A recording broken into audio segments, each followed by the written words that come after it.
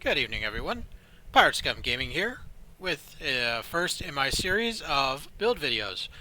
Tonight we'll be taking a look at the T6-X Taiga Core Tactical Command Battlecruiser. And on this particular ship, I have my engineering tank build. And you're probably wondering, you're doing a tank. Why aren't you using a Styx or Tarantula? Well, I have a Styx and it's a fine tank. But I thought I'd do something just a little bit different.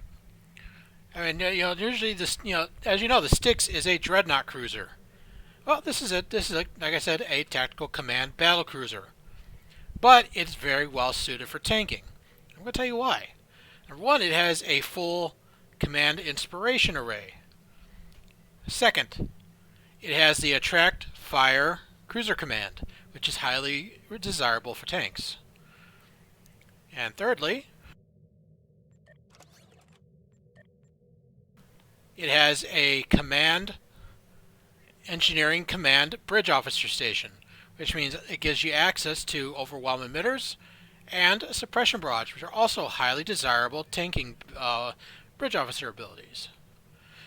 So let's go ahead and start taking a look at this build. I'm going to start with the usual. First off is the dual overcharged Delphic Anti-Proton beam bank. And the reason I'm running this, number one, it gives you something called capacitor overload. At 10 stacks, this weapon gains free beam overload firing mode. And this thing does quite a bit of damage. And I do like its 10% weapon crit chance, plus 10% weapon crit severity. Not to mention the minus 30 all damage resistance rating. That's very nice. And as a tank, the damage debuff is one of the things you want to take a look for. That's partially what a tank does. It's number one, it aggroes, it gets all the heat, and then second, it debuffs.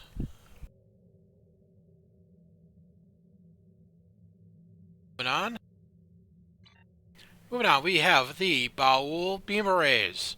Now, the reason these are so good for tanking, I highly recommend you use these for tanking, is they have an inbuilt ability called Baul refraction. So let's take a look at that. Alright, Baul refraction. Each shot chains to an additional target for 5% of attack damage to targets hit minus 30 all damage resistance rating for 5 seconds. Yeah, these do a lot of debuffing for damage resistance. And if you pair this with the Lobi 2-piece, which I'll be going over momentarily, it really gives us these beams some teeth. As well, it gives that Delphic beam a little extra teeth, but I'll talk about that momentarily. I know Augie's going over these, Stu1701 is going over these in their various build videos. So if you want a little more in-depth explanation, check them out. Now, if you're not already following them, what are you waiting for? Go do it now. Do it because I told you to. And when you do it, tell them old JB sent you. Okay, next up is the Dark Matter Quantum Torpedo. The reason I'm using this is because this is by far the best torpedo for beam builds. I like the dark matter dissolution dot that it puts on the target. It hits rather hard. It does a great job at debuffing. Let's take a look at it.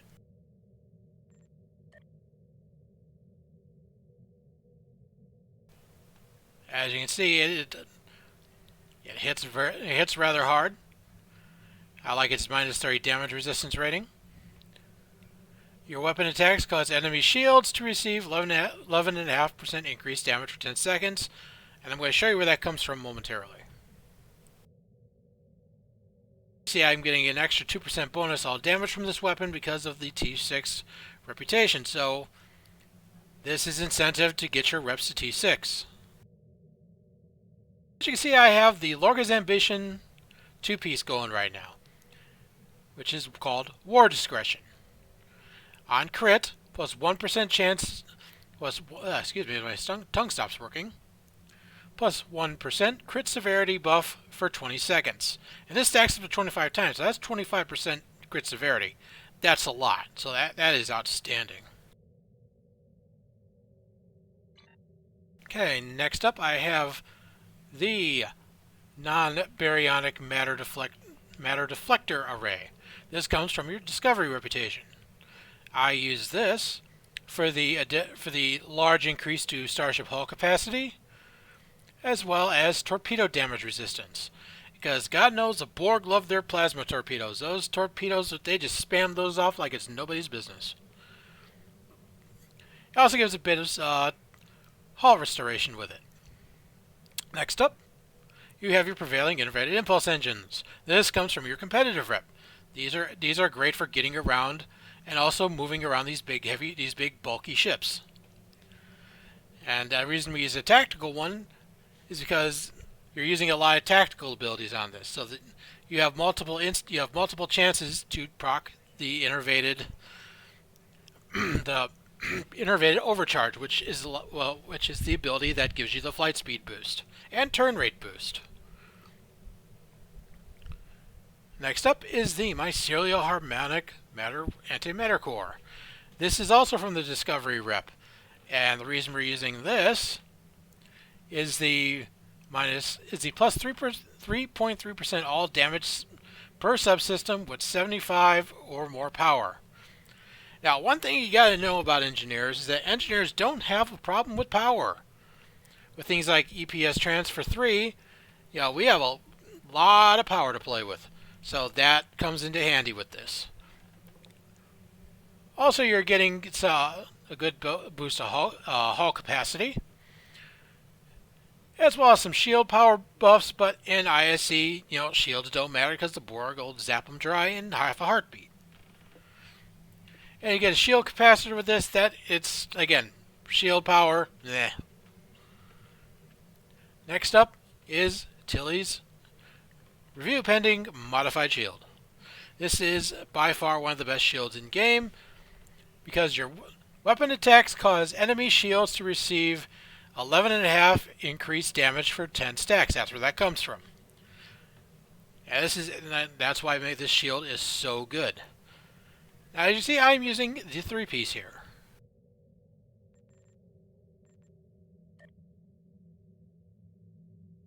And that not only gives me the Nothing is Lost Forever buff, which is plus 120% hull regeneration, it also gives me Mycelial Lightning.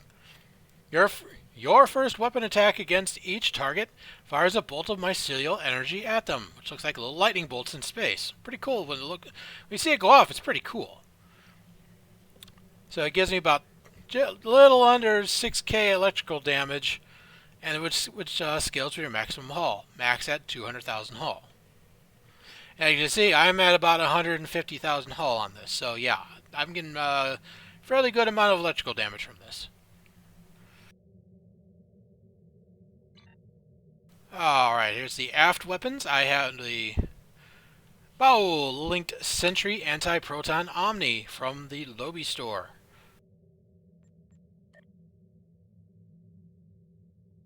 And here's that Linked Sentry 2-piece I mentioned earlier. You have Oppressive Balance. Bow Anti-Proton weapons chain an additional time. So not only do they get their normal refraction, they gain one additional refraction. Now this also grants other anti-proton energy weapons to gain the bowel refraction buff. And it gives the refraction 100% bonus damage, so that's where that comes from. So that means when my Delphic 2-piece goes off on beam overload, that beam overload shot is going to bounce to another target outside of the target it originally hit. So that's why that's so good. That's why you definitely, if you're going to run bowel anti-proton, you really want to use the 2-piece. Okay, for devices, pretty standard.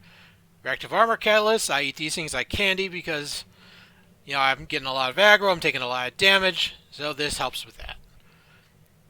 Energy amplifier, 20% bonus energy weapon damage. This is from when you reach level 10 of your beam R&D. This is a mission unlock. We also have Deuterium Surplus, which is also a mission unlock. You have to go play the mission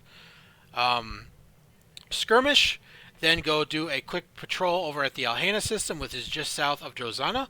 Once you do that, you can make as many of these things as you want. I highly recommend you use them because it helps you get around. Kobayashi Maru Transponder. This was an event reward, and it just gives out random buffs. And then Subspace Field Modulator, which is also a mission reward. Which is additional damage resistance. And proton damage, but the Borg don't do proton damage. Next up is Lorca's Custom Fire Controls, which is what everyone calls the Locator. Yeah, Augie started getting me calling it that, so that's what everybody calls it. And it is in the Universal Console slot, which is everyone knows is the Locator slot. Let's take a look at. Okay, you get a bit of crit chance, which is always good. Weapon power setting, which is always good. But here's what we use it for. Starship Shield Pen. Look at that. Lots of shield pen. Once you get through in the shield, you can hack through the hull and take your target down. Again, the two-piece, which I discussed, the Lorca's Ambition two-piece, I discussed that earlier. Next up, we have pretty much some usual stuff. We have the Bioneural Infusion Circuits from the Lobby store, which grants you a decent amount of Starship hull capacity. Starship Control Expertise, which does come in handy, and a good chunk of crit severity. Next is the Tholian Web Spinner Array. Good chunk of physical damage, Tetrion damage, which is kind of meh. And then you have your Starship Control Expertise, so which helps keep holds target still. Next up is your Dynamic Power Redistributor module. This is the best console in game, and this currently comes from the prototype Atlas Dreadnought. And there's not that many on the exchange because these are mostly sold via private hands because they're selling for a ludicrous amount of money. Now, I managed to grab this before the cross-faction wall come down, and it was easier to get a hold of this for KDF. So right now, the only way to get a hold of this is getting the prototype Atlas Dreadnought. Either you get lucky on the exchange, or you get lucky and get one from a T6 Infinity box. And the reason we're using this is the passive is a bit of all damage resistance rating, a good chunk of directed energy damage, but that's not what we use it for. We use it for the clicky. Plus 40% bonus damage while above 80% hull. If you're a tank, that's not a problem. Also is the plus 100 bonus damage resistance rating. Not to mention the plus 500% hull regen. And you'll see me activate this as I'm transitioning from the right side to the gateway, because that gateway will eat you alive if you're not careful. So that is the point in time when you activate that. That way you can out-heal the gate. Next up is hull image refractors. Now we're using this for the passive. We're not using it for the clicky. The passive is 20% all damage. Do not, I repeat, do not use the clicky if you're using this on a tank. Never ever use this as the clicky, because this causes you to cloak, and you will drop threat, and your teammates will die horribly, and they will yell and scream at you. So, mark my words, never ever use the clicky. Just slot this thing, and then forget you have it. Next up, the Baul. Excuse me, I said Baul. Ugh. That tells you where my mind is. My mind's in the gutter. Baul Linked Sentry Coordination Matrix. This is from the Lobby store. It is part of the Linked Sentry two-piece set. Now, this console gives a good chunk of anti-proton damage, a bit of hull capacity, but it's for the two pieces that is what we're using it for. And I already discussed that. Okay, next up is the Ion Storm Generator. This comes from the Europa. It's a C-Store ship, easy to get. Its passive is okay. It's a bit of max hull capacity, bit of shield hard points, but shields don't mean much in this game. What we're using it for is the clicky.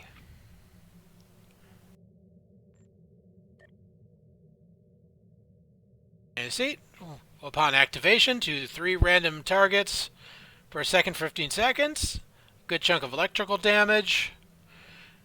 But that's not what we're using it for. We're using it for the threat. If threatening stance is enabled, you'll gain plus 500% threat gen while storm lasts. Yeah, that's a lot of threat. You're getting a lot of attention with this.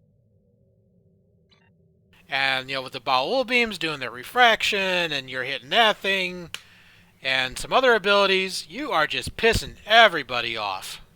And that is what a tank does. It just pisses people off. It makes them want to come attack you.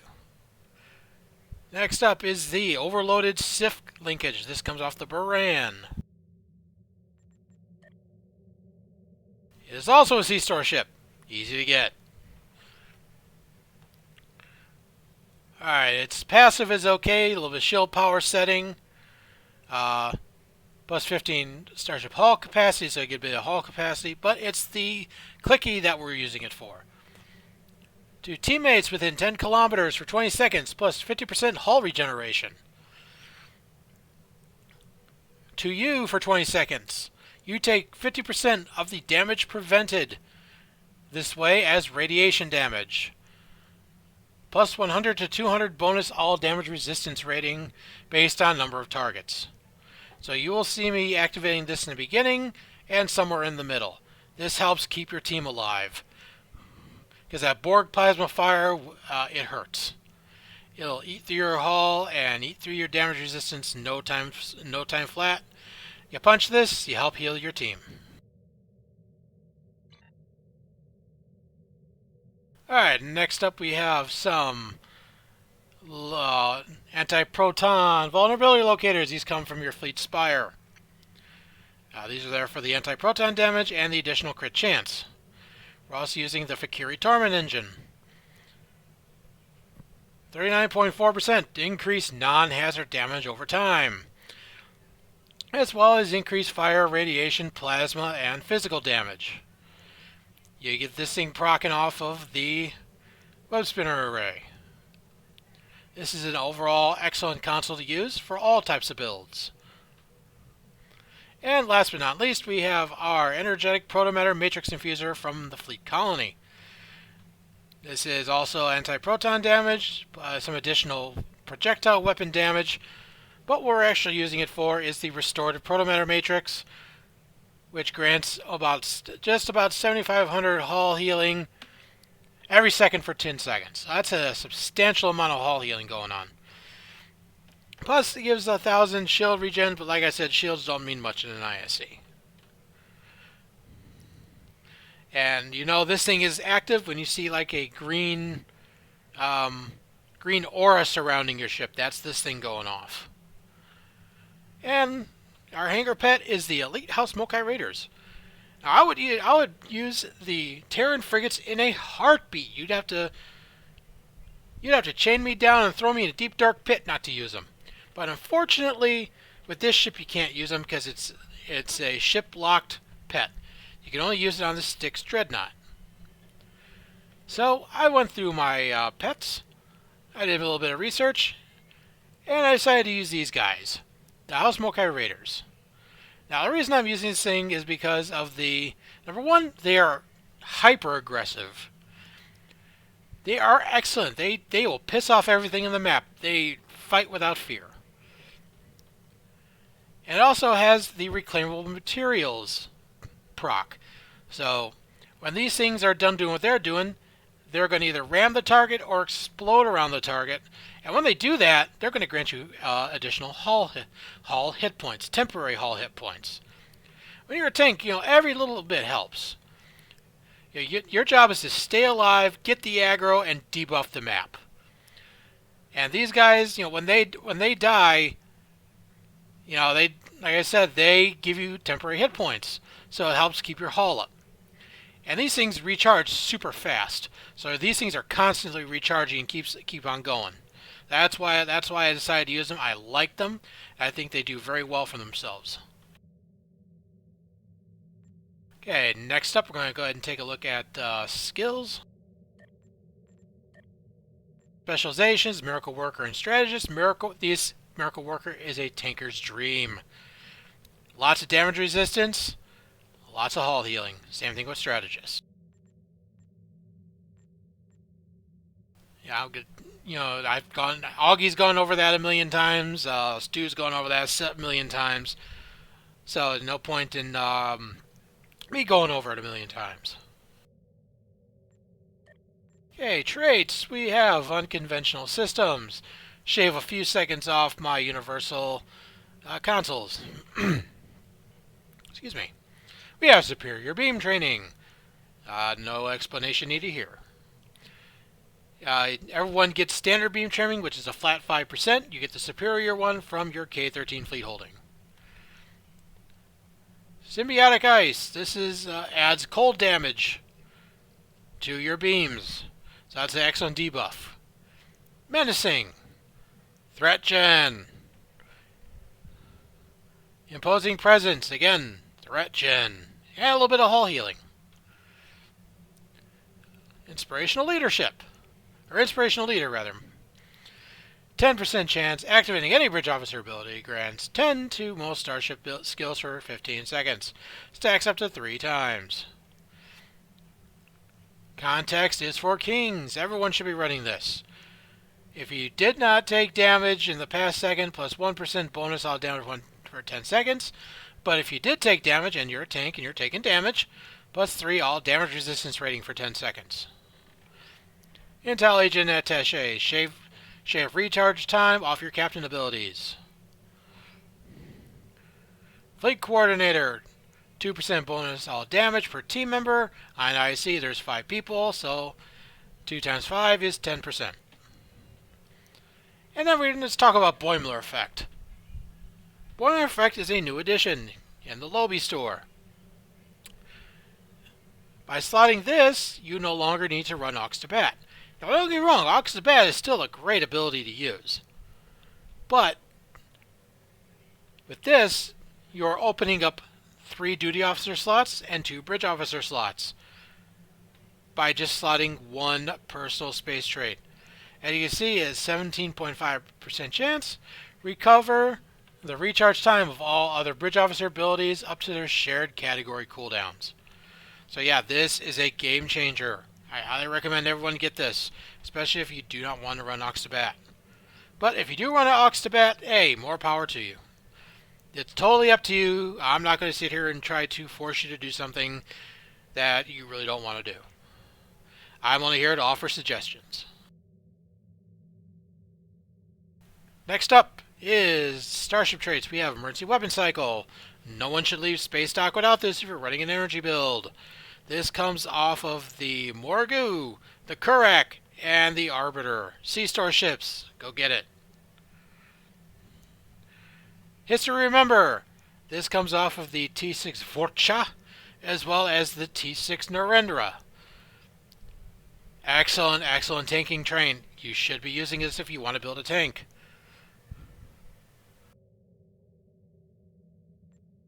Next up, Honored Dead. This one comes from the Sarcophagus. Now, for you Federation players, you still might be able to get your hands on one of these Honored Dead boxes on the exchange, but odds are they're not there anymore, and the only way to get this is to get the Sarcophagus Dreadnought. Or the Flying Iceberg, as I call it. That thing is like trying to turn a big block of ice into a sea of molasses. I think it's a terrible turn rate, one of the worst turn rates in game. But it's a cool ship, don't get me wrong. Next up is Into the Fray. This comes off of the T6 Coven Timeline D7. Now the reason I'm using this one is because this one gives me a little more offensive boost. Taking damage to a shield facing, enable its stack of Into the Fray for 5 seconds. Stacks add 1.5% crit chance. On reaching 4 stacks, become surrounded. Plus 50% crit severity for 15 seconds. The cooldown's a little long, but it's worth it. I've seen large boost to my DPS by slotting this. Next up, Superior Area Denial. Excellent trait. This one, when activating Fire at Will or Scatter Volley, grant Fire at Will 1 and Scatter Volley 1 to your Hanger Pets. Upgrade your energy weapons for 20 seconds. 2 targets hit. Minus 30 all damage resistance rating. Highly recommend you get this one. Especially if you're running a tank with a Hanger Bay. Next up, and certainly not last and least, is Entwined Tactical Matrices from the Gargarin. When activating Torpedo Spread, apply Fire at Will 1 and Scatter Volley 1 to self. And vice versa, when activating Fire at Will, you get a Torp Spread. So with this, you always have a Fire at Will or a Torp Spread up. And Fire at Will for your Bottle Beams, and Torp Spread to get that Dark Matter Quantum going around. Next up, we have our Space Reputation. We have Tyler's Duality from the Disco Rep. 5.9% crit chance based on hull capacity. So, the higher your hull capacity, the more benefit you get from this trait. Advanced Targeting Systems, plus 20% crit severity. This comes from the Dyson Rep. Radiant Detonation Matrix, 2 target, 2.5% chance, just about 1600 radiation damage in a 1 kilometer radius at target and removes 1 buff. This comes from the Iconian Rep, and these play very, very well with the Bowel Anti-Proton. Precision, this comes from the new Romulus Rep, 5% crit chance. And last but not least, we have Automated Protomatter Conduits from the Lucari Rep.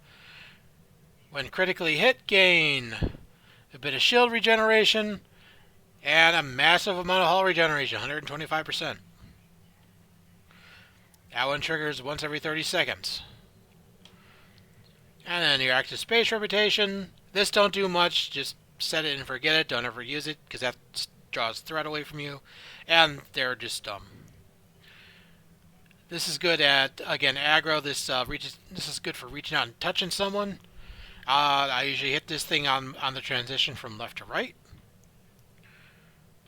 This one boosts your science stats. This one is good for when you're sitting between the gateway and the TAC cube. Make sure you pop your DPRM. Then once you get into position, pop this. This helps keep you alive. Just gives you a little extra on your shields, just a little extra padding. And then your Anti-Time Entanglement Singularity. I use this on the TAC cube at the very end. Alright, let's look at the buff stations. Okay, we have Hazard Emitters for the Cleanse and Hull Heal. Very cold in space.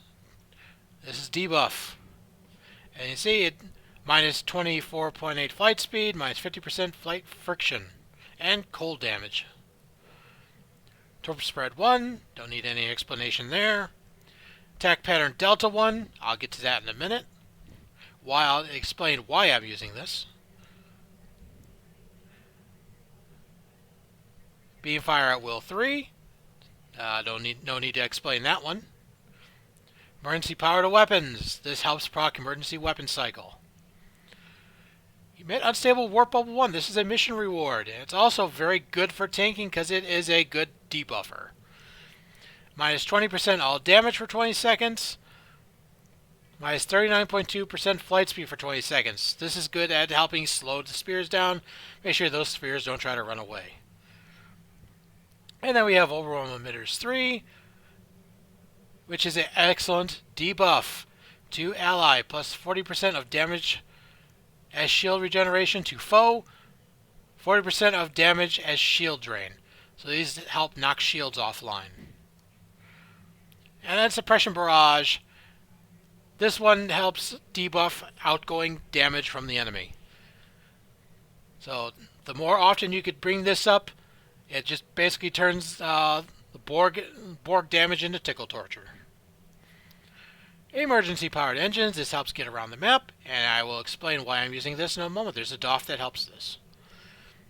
Let It Go. This one is also a debuff. It's cold damage, and it's minus damage resistance. Tractor Beam to help proc unconventional systems, and oddly enough, this also procs unconventional systems. So this helps get that cooldown going. This is the only engineering ability that does it. And Structural Analysis. This is, again, a damage resistance debuff.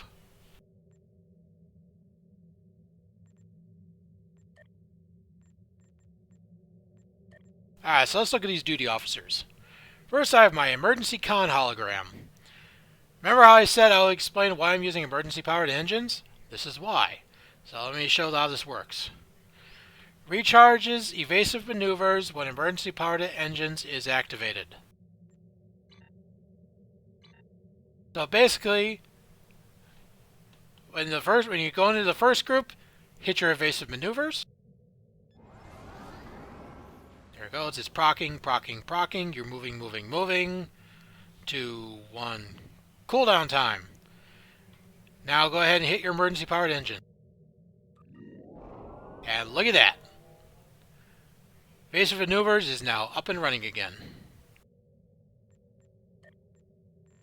And that is why you use that. That way you can cycle between the two. Then you have Dex, who is my projectile weapons officer. Chance for stacking crit chance on firing projectile weapons. You have old Dialarine here. This guy is a space warfare specialist and it increases damage against the Borg. 'Cause why not? And then you have these guys. The big guys. Adaku-Khan. Pardon me. This guy gives extra threat generation with the attack pattern Delta. That is why we use it. To target, plus 100% threat generation for 1.3 seconds for 15 seconds.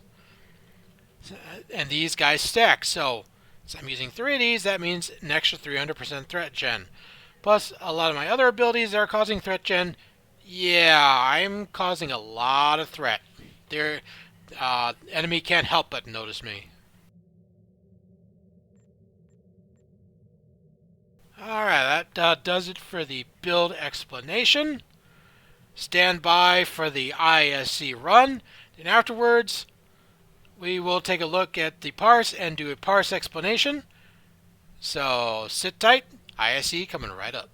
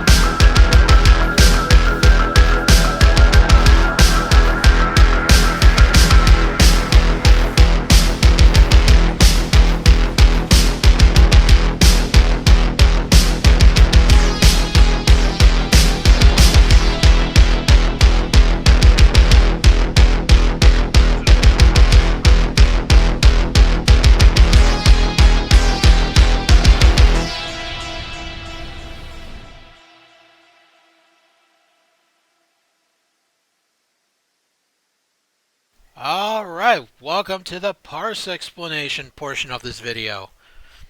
Here we have the parse from that particular run. I am at James Bryce. Special shout out to my friend Mud, who is at Vesti. Everyone knows who Augie is. My good friend Mikey. And my other good friend Osiris, who is in my fleet. Thank you so much, guys, for helping me out with this video. So let's go ahead and take a look at the analysis, shall we? I did about 150.5k DPS, and that's just about where you want to be as a tank.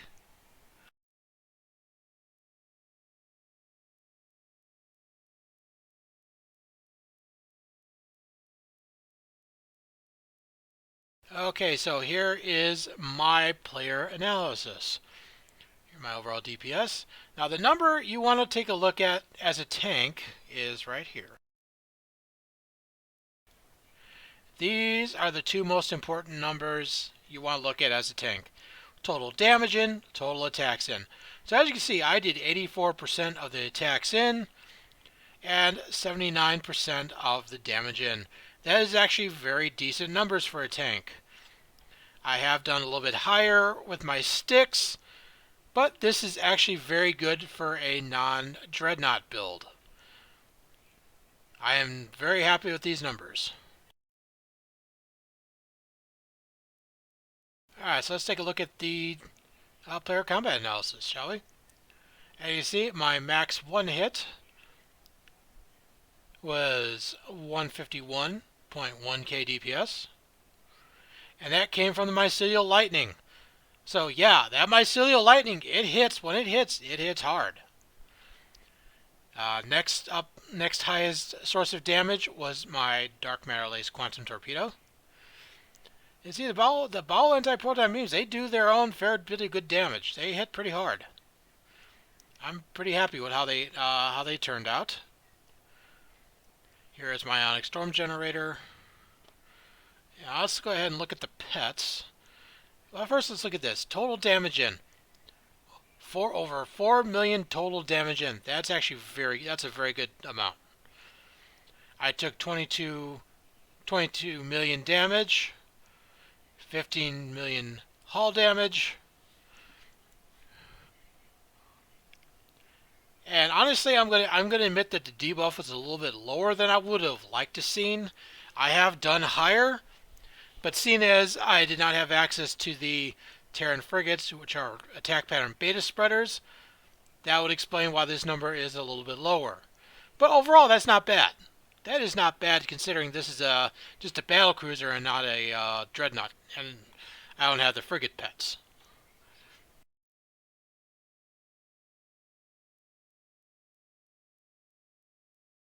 Alright, let's take a look at my pets. Cryonic Turbulence, you can see that did quite a bit of DPS. Actually, these two are my number one sources of pet DPS. These are from the, I believe that is from the Let It Go, if I'm not mistaken.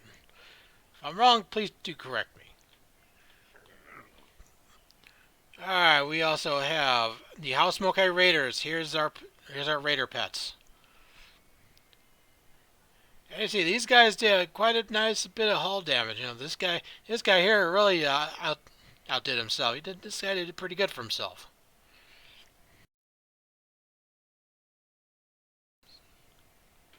Alright, so let's go back to the other window.